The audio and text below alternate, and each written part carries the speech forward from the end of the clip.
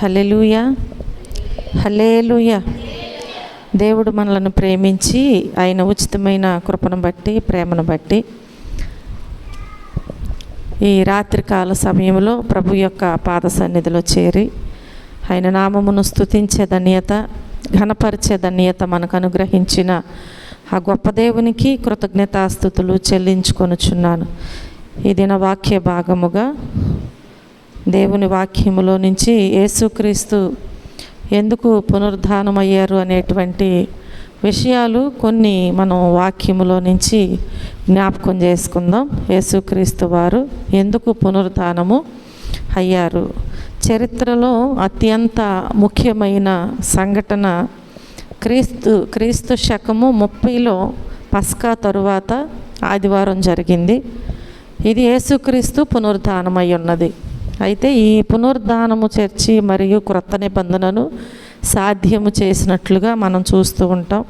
యేసుక్రీస్తు పునరుద్ధానము ద్వారాగా ప్రతిదీ కూడా మార్చిందనమాట. యేసుక్రీస్తు పునరుద్ధానం ద్వారా ప్రతిదీ మార్చి ఉన్నది. చూడండి, కొన్ని విషయాలు వాక్యములో నుంచి తెలియచేస్తాను. మొదటగా మనం చూస్తే యేసుక్రీస్తు మనలను క్షమించటానికి పునరుద్ధానుడయ్యారు. యేసుక్రీస్తు మనలను క్షమించటానికి పునరుద్ధానుడయ్యారు. చూడండి, కొలస్సీలకు రాసిన పత్రిక 2వ అధ్యాయము 14వ వచనములో మనం చూస్తే, మరియు అపరాధముల వలనను శరీరమందు సున్నతి పొందక యుండుట వలనను మీరు మృతులై ఉండగా దేవుడు వ్రాతపూర్వకమైన ఆజ్ఞల వలన మన మీద రుణముగాను మనకు విరోధముగాను నుండిన పత్రమును మేకులతో సిలువకు కొట్టి దాని మీది చేవ్రాతను తుడిచివేసి మనకు అడ్డము లేకుండా దానిని ఎత్తివేసి మన అపరాధములన్నిటినీ క్షమించి ఆయనతో కూడా మిమ్మును జీవింపజేసెను. హల్లెలూయా.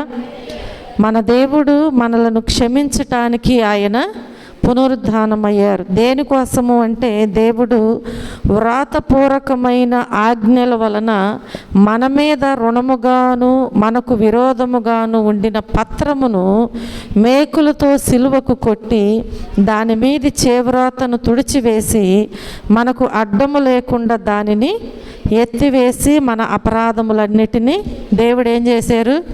క్షమించి వేసినట్లుగా వాక్య భాగములో నుంచి మనం చూస్తూ ఉంటున్నాం. హల్లెలూయా. కాబట్టి ప్రియమైన దేవుని బిడ్డలారా, మన దేవుడు ఎందుకు పునరుద్ధానురయ్యారు అంటే, మన పాపములను ఆయన క్షమించటానికి, అలాగే మనలను క్షమించటానికి. అలాగే ఎఫెసీయులకు రాసిన పత్రిక 2వ అధ్యాయము, ఎఫెసీయులకు రాసిన పత్రిక 2వ అధ్యాయము 1వ వచనములో మనం జ్ఞాపకం చేసుకుంటే, మనము అపరాధముల చేతను పాపముల చేతను చచ్చిన వారై ఉండగా క్రీస్తుతో కూడా మనలను బ్రతికించెను. మనం ఎలాంటి స్థితిలో ఉన్నాము? అపరాధముల చేతను పాపముల చేతను చచ్చిన వారముగా మనం ఉన్నప్పుడు మన దేవుడు ఏం చేశారు? క్రీస్తుతో కూడా మనలను బ్రతికించెను. హల్లెలూయా. సిలువపై యేసు ప్రభువారు మన రుణాన్ని ఏం చేశారంటే పూర్తిగా చెల్లించారు. మన రుణాన్ని ఏం చేశారు? పూర్తిగా సిలువపై ఆయన చెల్లించి పవిత్రమైన మరియు న్యాయమైన దేవుని చిత్తమును సంపూర్తి చేసి ఉన్నారు. హల్లెలూయా. పవిత్రమైన అలాగే న్యాయమైన దేవుని చిత్తమును ఏం చేశారనమాట? సంపూర్తి చేసి ఉన్నారు. కనుక ప్రియమైన దేవుని బిడ్డలారా, మనం చేసిన పాపములకు మనమే వెల చెల్లించాలి లెక్క అయితే. అవునా? మనం చేసిన పాపములకు మనమే వెల చెల్లించాలి. ఎక్కడైనా మనం ఎవరి దగ్గరైనా అప్పుగా ఏదైనా తీసుకున్నప్పుడు తిరిగి మరలా ఎవరు చెల్లించాలి? మనమే చెల్లించాలి. కాబట్టి పాపం మనం చేసినప్పుడు ఆ పాపానికి వెల కూడా ఎవరు చెల్లించాలి? మనమే చెల్లించాలి. కానీ మనకు బదులుగా మన ప్రభువైన యేసుక్రీస్తు వారు వెల చెల్లించి ఉన్నారు. హల్లెలూయా. సిలువలో మరణించి ఆయన తిరిగి లేచి మనలను క్షమించడానికి ఆయన ఏం చేస్తున్నారంటే తండ్రి కుడి పార్శ్వమున ఆసీనుడై ఉన్నట్లుగా దేవుని వాక్యం మనకి బోధిస్తూ ఉంటుంది. కనుక క్షమాపణ అనేది పశ్చాత్తాపముతో కూడినది. యోహాను మొదటి పత్రికలో మనం చూస్తే, యోహాను రాసిన మొదటి పత్రిక 1వ అధ్యాయము 9వ వచనములో క్షమాపణ అనేది పశ్చాత్తాపం మరియు పాపపు ఒప్పుకోలు ద్వారా మాత్రమే వస్తుంది అంటున్నారు. క్షమాపణ అనేది ఎలా వస్తుంది? ఒప్పుకోలు లేకుండా క్షమాపణ అనేది లేదు. ఈ వాక్యాన్ని బట్టి మనం అర్థం చేసుకుంటే ఒప్పుకోలు లేకుండా ఏమి లేదు, క్షమాపణ అనేది లేనే లేదు అని మనం జ్ఞాపకం చేసుకోవాలి. కనుక మన ప్రభువు ఎందుకు ఆయన పునరుద్ధానురయ్యారు అంటే, ఎందుకయ్యారు పునరుద్ధానము? యేసుక్రీస్తు ఎందుకు పునరుద్ధానుడయ్యారు అంటే మనలను క్షమించటానికి మొట్టమొదటగా ఆయన పునరుద్ధానుడయ్యారు. మనలను క్షమించటానికి ఆయన పునరుద్ధానుడయ్యారు. రెండవదిగా మనం చూస్తే యేసు ప్రభువారు మనలను స్వస్థపరచటానికి పునరుద్ధానుడయ్యారు. రెండవది ఆయన స్వస్థపరచటానికి మనలను పునరుద్ధానుడై ఉన్నారు. అపోస్తల కార్యముల గ్రంథము 4వ అధ్యాయము 10వ వచన భాగములో మనం చూస్తే, మీరు సిలువ వేసినట్టు మృతులలో నుండి దేవుడు లేపినట్టు నజరేయుడైన యేసుక్రీస్తు నామముననే వీడు స్వస్థత పొంది ఉన్నాడు. పేతురు కుంటివాడిని స్వస్థపరిచాడు. అక్కడ ఎవరిని స్వస్థపరిచారు? కుంటివాడిని స్వస్థపరిచారు. కాబట్టి దేవుని వాక్యం ఏమంటుంది? మీరు సిలువ వేసినట్టు మృతులలో నుండి దేవుడు లేపినట్టు నజరేయుడైన యేసుక్రీస్తు నామముననే వీడు స్వస్థత పొంది ఉన్నాడు. అంటే దేవుడు ఏం చేశారు? స్వస్థపరిచి ఉన్నారు. అతడు నడిచాడు, దేవుణ్ణి స్తుతించాడు. కుంటివాడు ఎలా మారాడు అనమాట? ఎలా స్వస్థత పొందాడు? నడవగలిగి ఉన్నాడు. అతడు నడిచాడు, తిరిగి మరలా దేవుణ్ణి స్తుతించాడు. శరీరములో మరియు ఆత్మలో స్వస్థత పొందుకున్నాడు. హల్లెలూయా. శరీరములోను అలాగే ఆత్మలో కూడా అతనేం పొందుకున్నాడు? స్వస్థత పొందుకున్నాడు. క్రీస్తును బోధించే అవకాశాన్ని పేతురు ఉపయోగించుకున్నాడు. యేసుక్రీస్తు యొక్క సత్య సువార్తను బోధించే అవకాశాన్ని పేతురు ఏం చేశాడు? ఉపయోగించుకున్నాడు. అలాగే పునరుద్ధానుడైనటువంటి క్రీస్తు శక్తి వల్ల ఇది జరిగిందని కూడా చెప్పాడు. యేసుక్రీస్తు యొక్క పునరుద్ధానము ద్వారా, ఆ శక్తి ద్వారాగా ఇది జరిగిందని కూడా చెప్పాడు. దేవుడు అన్నింటినీ పునరుద్ధరించినప్పుడు క్రైస్తవులు ఏం చేస్తారంటే సంపూర్ణమైన స్వస్థత పొందుతారు. దేవుడు అన్నిటినీ పునరుద్ధరించినప్పుడు మాత్రమే మనం ఏం పొందుకుంటాము అంటే, దేవుని పిల్లలైన ప్రతి ఒక్కరూ కూడా ఏం పొందుకుంటారు? సంపూర్ణ స్వస్థత పొందుకుంటారు. రెండవదిగా ఏం చెప్పాను? యేసు ప్రభువారు మనలను స్వస్థపరచడానికి ఆయన పునరుద్ధానుడయ్యారు. మూడవదిగా మనం చూస్తే యేసుక్రీస్తు మనకు నిత్య జీవాన్ని ఇవ్వడానికి ఆయన పునరుద్ధానుడయ్యారు. ఏమివ్వటానికి? పునరుద్ధానం దేనికయ్యారు? నిత్య జీవాన్ని ఇవ్వటానికి ఆయన పునరుద్ధానుడయ్యారు. యోహాను సువార్త 11వ అధ్యాయము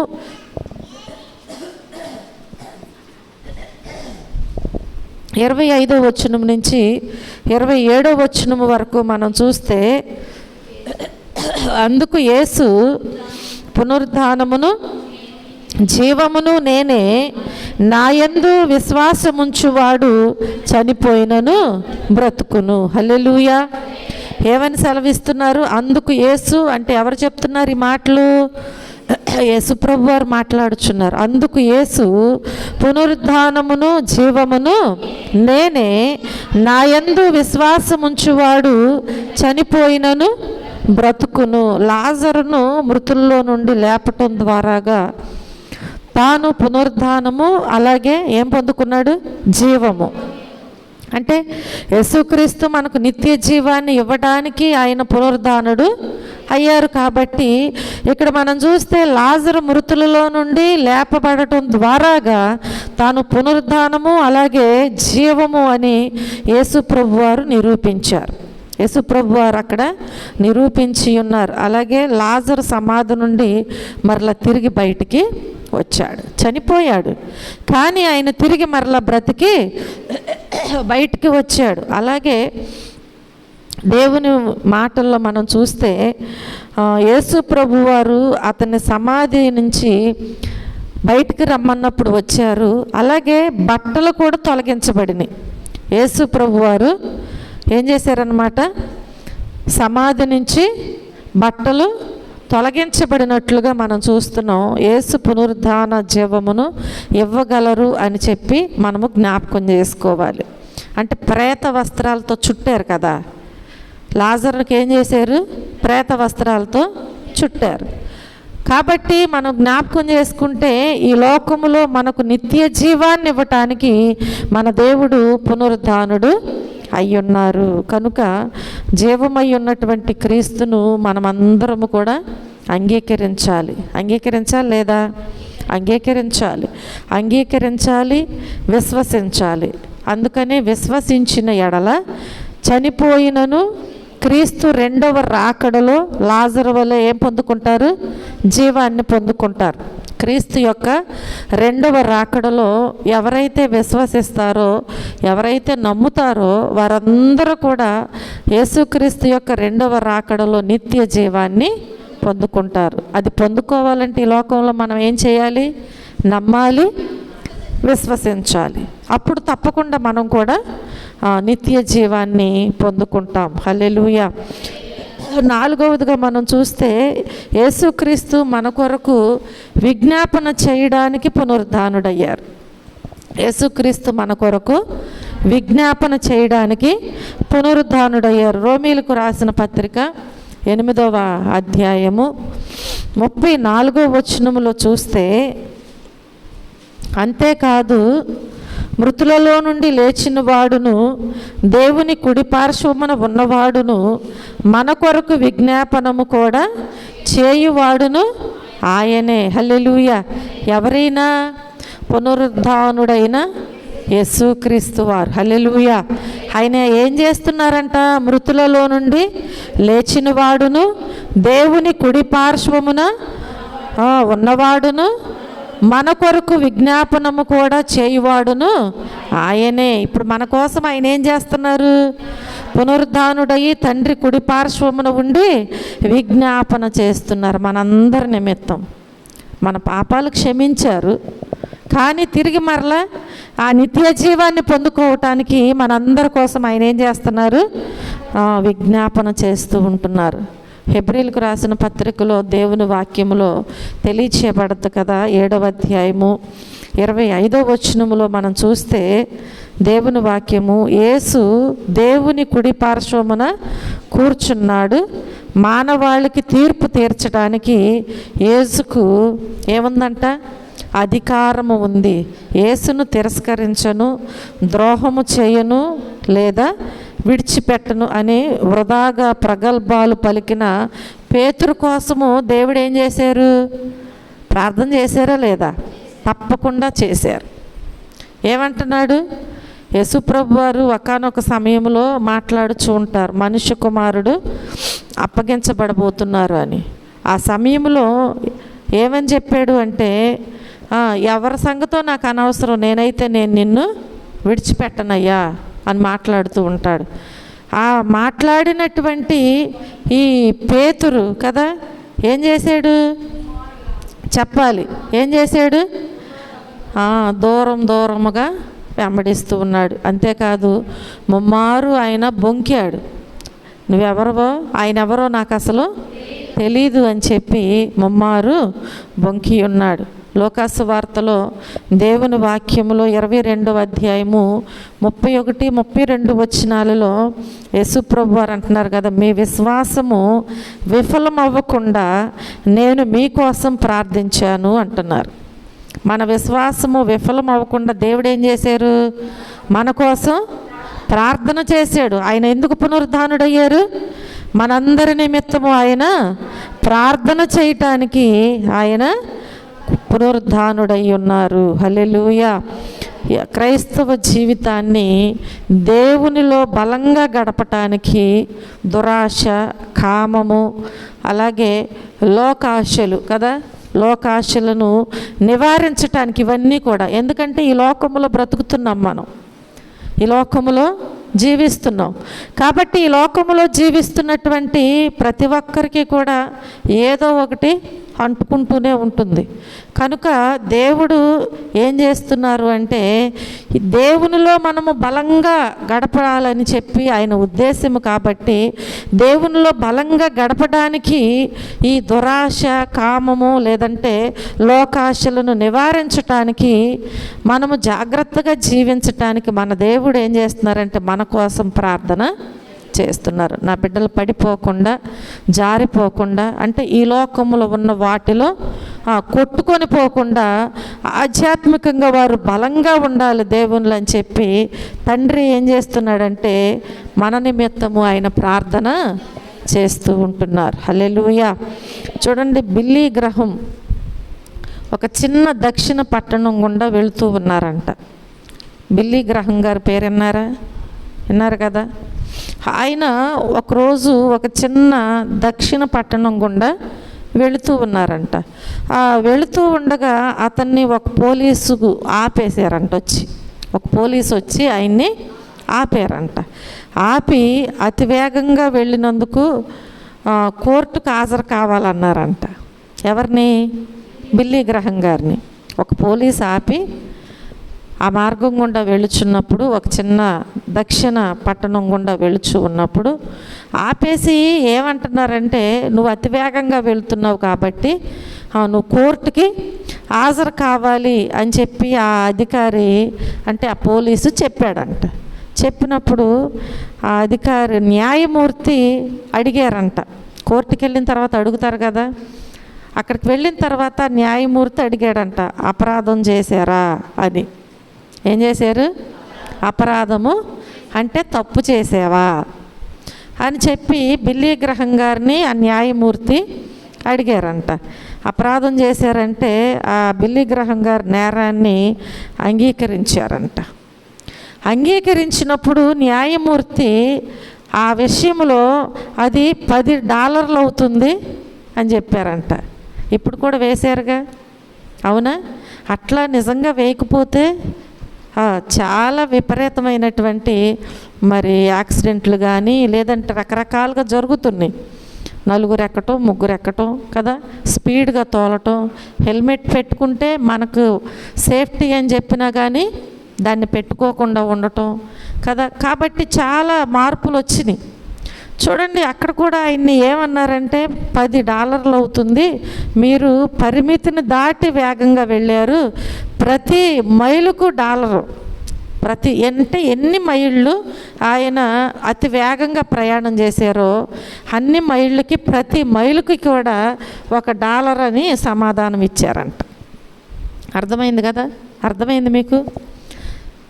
దేనికి? కేవలము అతి వేగంగా వెళ్ళుటను బట్టి అక్కడ వేసినటువంటి జరిమానా ఏంటంటే ప్రతి మైలుకి $1, ప్రతి మైలుకి $1 అని చెప్పి ఆయనకు చెప్పారంట. అది ఎన్ని డాలర్లు అన్నారు? $10. అంటే ఎన్ని మైళ్ళు అతివేగంగా వెళ్ళారు?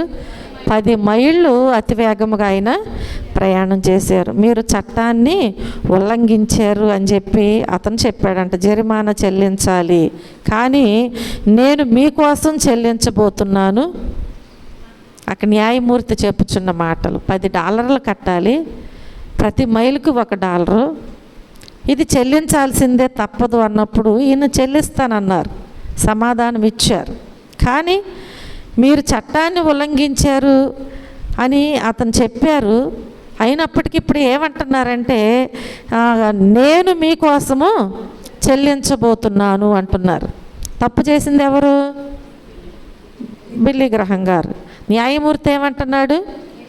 తప్పుకి శిక్ష చెప్పారు, ఎంత చెల్లించాలో చెప్పారు, కానీ లాస్ట్లో ఏమంటున్నారంటే అది నేను మీకోసం చెల్లించబోతున్నానని న్యాయమూర్తి చెప్పి తన సొంత మరి వ్యాలెట్లో నుండి $10 అంట ఆయన బిల్లును తీసుకున్నాడంట. దానిని టికెట్కు జత చేసి వెంటనే ఏం చేశారంటే బిల్లీ గ్రహం గారి యొక్క ఆ విషయంలో ఆయన ఏం చేశారంటే దానిని బయటకు తీసుకుని వచ్చి వెంటనేనంట అది చెల్లించిన తర్వాత ఆయన్ని డిన్నర్కి తీసుకెళ్ళారంట. ఎవరు? న్యాయమూర్తి. ఆ డిన్నర్కి తీసుకువెళ్ళిన తర్వాత అంట బిల్లీ గ్రహం గారు ఆయనతో మాట్లాడారంట.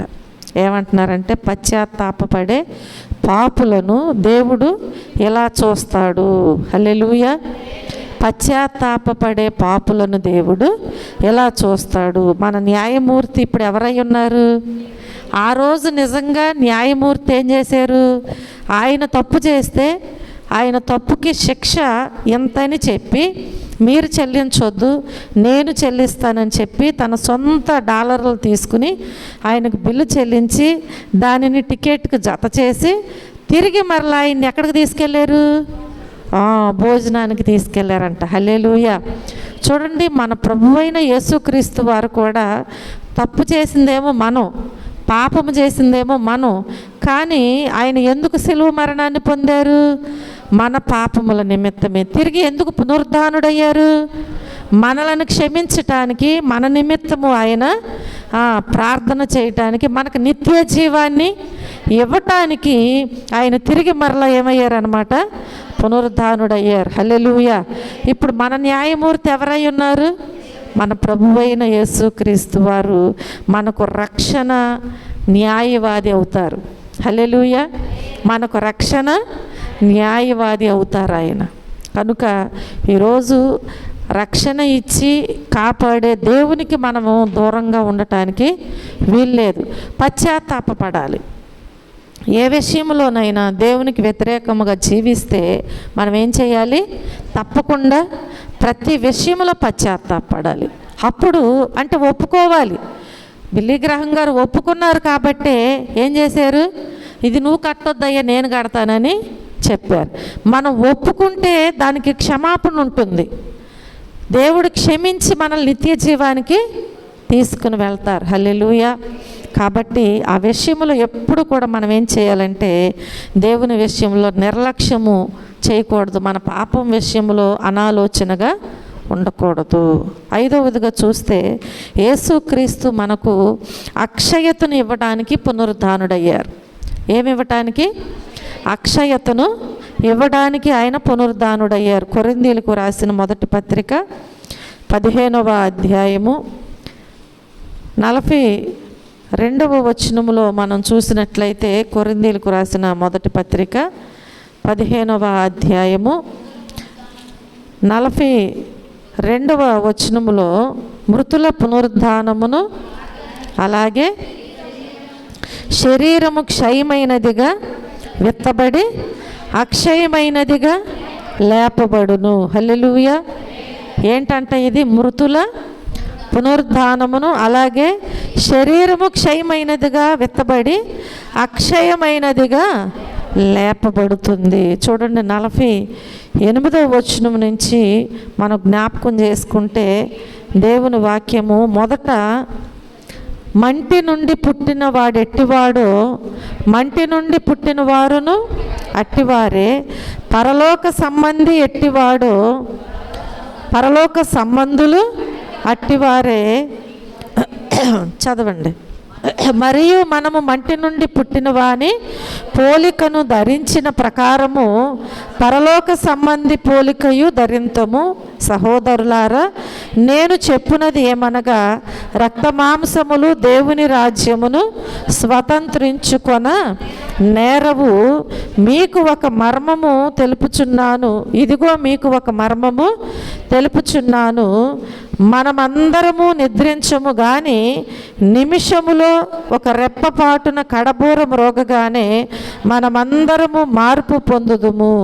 బూరం రోగును, అప్పుడు మృతులు అక్షయులుగా లేపబడుదురు. మనము మార్పు పొందుదుము. క్షయమైన ఈ శరీరము అక్షయతను ధరించుకొనవలసి ఉన్నది.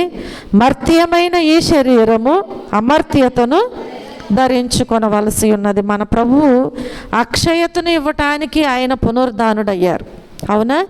కాబట్టి ఇక్కడ మనం చూస్తే ఒక విత్తనము నాటినప్పుడు భూమిలో అదేమవుతుందంటే చనిపోతుంది. భూమిలో ఒక విత్తనం మనము నాటినప్పుడు అదేమవుతుంది? చనిపోతుంది. కానీ అది వేరే రూపంలో మరలా తిరిగి ఏం చేస్తుందంటే ప్రాణం పోసుకుంటుంది, అవునా? ఒక విత్తనాన్ని తీసుకొచ్చి భూమిలో నాటుతున్నాం, అది మరలా మనం జ్ఞాపకం చేసుకున్నట్లయితే ఎలా వస్తుందంటే వేరే రూపంలో అది ప్రాణం పోసుకుంటూ ఉంటుంది. పునరుద్ధానం చేయబడినటువంటి శరీరాలు ఆత్మ యొక్క రాజ్యము కోసము సృష్టించబడతా ఉంటాయి. దేనికోసం సృష్టించబడతాయి? ఆత్మ యొక్క రాజ్యము కోసము సృష్టించబడతాయి. అవి క్షీణించవు లేదా బలహీన కలిగి ఉండవు. బలహీనత కూడా కలిగి ఉండవన్నమాట.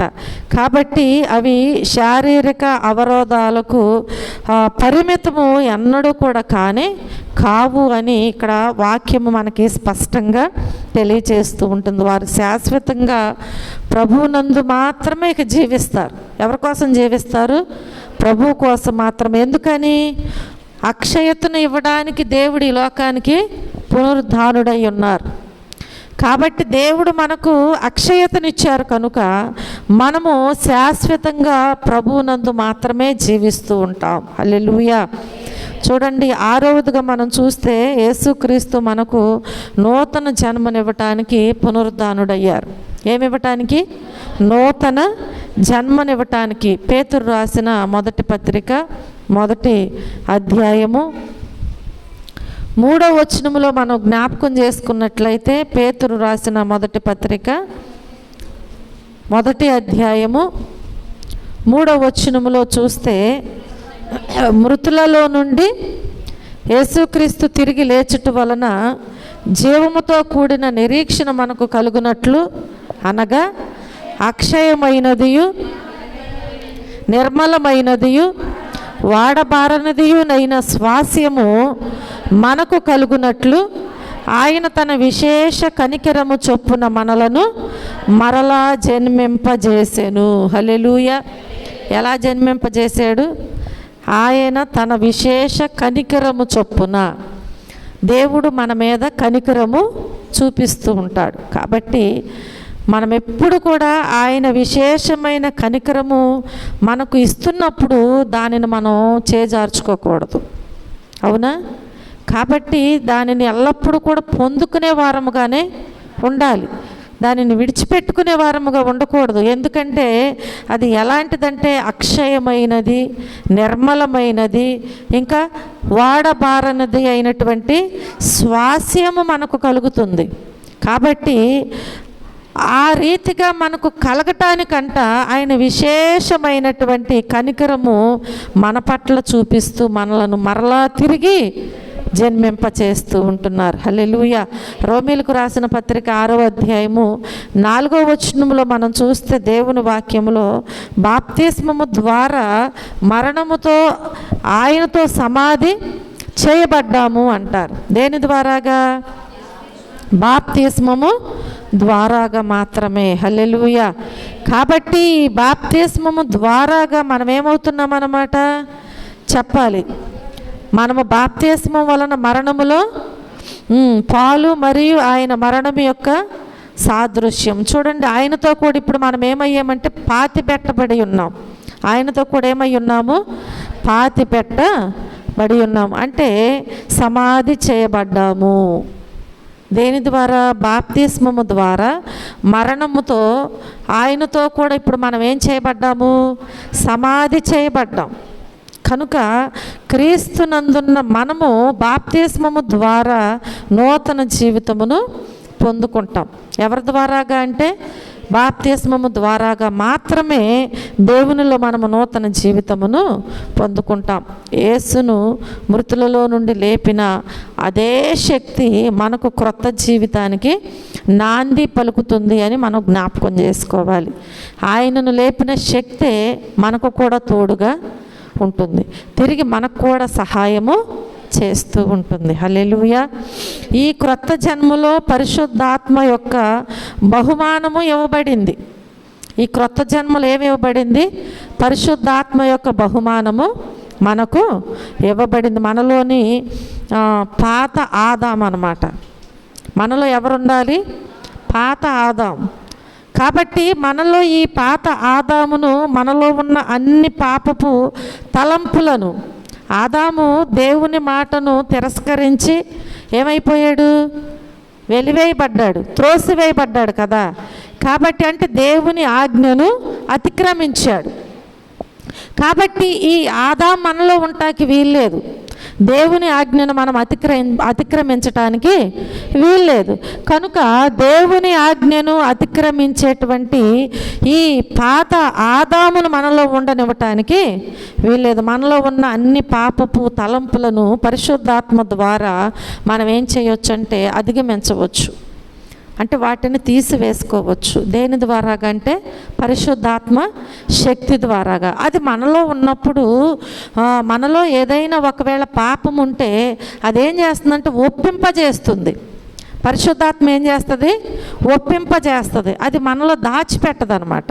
కనుక అప్పుడు మనం ఏమవుతాము? పరిశుద్ధాత్మ శక్తి ద్వారాగా అధిగమిస్తూ ఉంటాం అనమాట. అంటే వాటిని తీసివేసుకుంటూ ఉంటాము. అలాగే దేవుని ముందు ప్రతిరోజు మనము ఎలాంటి జీవితాన్ని జీవించటానికి పరిశుద్ధాత్మ సహాయపడుతుంది అంటే పవిత్రమైన జీవితాన్ని జీవించటానికి పరిశుద్ధాత్మ ఏం చేస్తుందంటే మనకు సహాయం చేస్తూ ఉంటుంది. ఎందుకంటే పరిశుద్ధాత్ముడిలో పాపము ఉండదు. కాబట్టి మనము పరిశుద్ధాత్మను పొందుకుంటే మనలో అపవిత్రత ఉండకుండా అది త్రోసివేస్తూ ఉంటుంది. అలాగే పవిత్రమైన జీవితాన్ని పరిశుద్ధాత్మ శక్తి మనకు అనుగ్రహిస్తూ ఉంటుంది. హల్లెలూయా. అలాగూ మనము జీవించటానికి మనకు సహాయము చేస్తుంది. 7వదిగా మనం చూస్తే యేసుక్రీస్తు పునరుద్ధానము వలన క్రొత్త యుగము ప్రారంభం అన్నమాట. ఏ యుగము? క్రొత్త యుగము ప్రారంభమయ్యింది. మత్తయి సువార్త 12వ అధ్యాయము 28వ వచనములో మనం చూస్తే, మత్తయి సువార్త 12వ అధ్యాయము 28వ వచనములో దేవుని ఆత్మ వలన నేను దయ్యములను వెళ్ళగొట్టుచున్న ఎడల నిశ్చయముగా దేవుని రాజ్యము మీ యొద్దకు వచ్చి ఉన్నది. అర్థమవుతుంది కదా. యేసుక్రీస్తు మళ్ళీ వచ్చినప్పుడు అది నెరవేరుతుంది. దేవుని రాజ్యము మీ యొద్దకు వచ్చి ఉన్నది అంటున్నాడు దేవుడు. దేవుని రాజ్యము ఏమవుతుందంట? మన యొద్దకు వస్తుందంట. అలాగే ప్రకటన గ్రంథంలో కూడా మనం జ్ఞాపకం చేసుకుంటే, ప్రకటన గ్రంథము 21వ అధ్యాయములో 1 నుంచి 4 వచనాలలో మనం చూస్తే, అంతటా నేను క్రొత్త ఆకాశమును క్రొత్త భూమిని చూచి తిని, మొదటి ఆకాశమును మొదటి భూమియు గతించిపోయెను, సముద్రమును ఇకను లేదు. మరియు నేను నూతనమైన యెరూషలేము అను ఆ పరిశుద్ధ పట్టణము తన భర్త కొరకు అలంకరింపబడిన పెండ్లి కుమార్తె వలె సిద్ధపడి పరలోకమందున్న దేవుని యొద్ద నుండి దిగి వచ్చుట చూచి తిని, అప్పుడు ఇదిగో దేవుని నివాసము మనుషులతో కూడా ఉన్నది. ఆయన వారితో కాపురముండును, వారాయన ప్రజలయ్యుందురు. దేవుడు తానే వారి దేవుడయ్యుండి వారికి తోడయ్యుండును. ఆయన వారి కన్నుల ప్రతి బాష్ప బిందువును తుడిచివేయును. మరణము ఇక ఉండదు, దుఃఖమైనను ఏడ్పైనను వేదన అయినను ఇక ఉండదు. మొదటి సంగతులు గతించిపోయినని సింహాసనములో నుండి వచ్చిన గొప్ప స్వరము చెప్పుట వింటిని. హల్లెలూయా. అర్థమవుతుంది కదా. దేవుని రాజ్య సువార్త ప్రకటించుట ద్వారా మాత్రమే కాకుండా ఈ సృష్టిని ప్రారంభించడం ద్వారాగా కూడా ఇది స్పష్టమైనట్లుగా దేవుని వాక్యములో మనం చూస్తూ ఉంటున్నాం. కనుక ప్రియమైన దేవుని బిడ్డలారా, కొరింథీయులకు రాసినటువంటి మొదటి పత్రికలో మనం జ్ఞాపకం చేసుకుంటే 15వ అధ్యాయములో దేవుని వాక్యములు 23, 24 వచనాలలో మనం చూసినట్లయితే, ప్రతివాడును తన వరుసలోనే బ్రతికింపబడును, ప్రథమ ఫలము క్రీస్తు, తరువాత క్రీస్తు వచ్చినప్పుడు ఆయన వారు బ్రతికింపబడుదురు.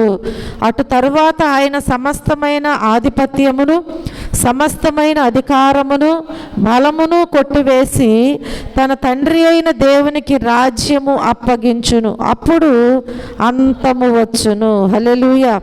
యేసుక్రీస్తు పునరుద్ధానము వలన క్రొత్త యుగము ప్రారంభమైంది. కాబట్టి ఈ ప్రవచనాలన్నీ కూడా ఏమవుతాయి అంటే నెరవేర్పు జరుగుతాయి.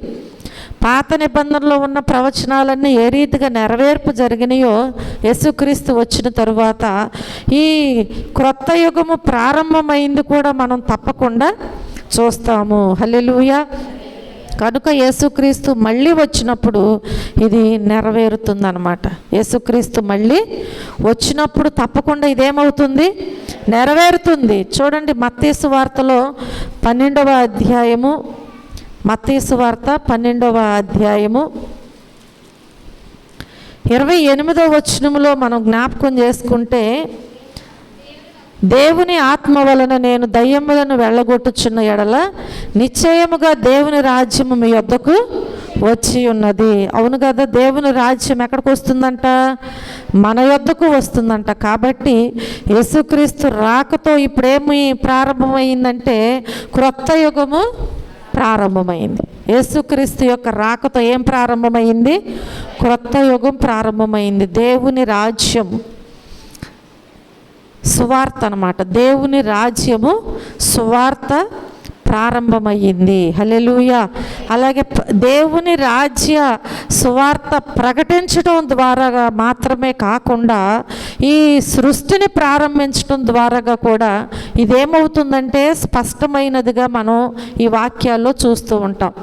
సృష్టిని ప్రారంభించడం ద్వారా కూడా ఏమవుతుంది, ఇది ప్రారంభించబడుచు ఉంటుంది. కాబట్టి క్రీస్తు పునరుద్ధానము దీనికి స్పష్టమైనటువంటి సంకేతమై ఉన్నదని మనం జ్ఞాపకం చేసుకోవాలి.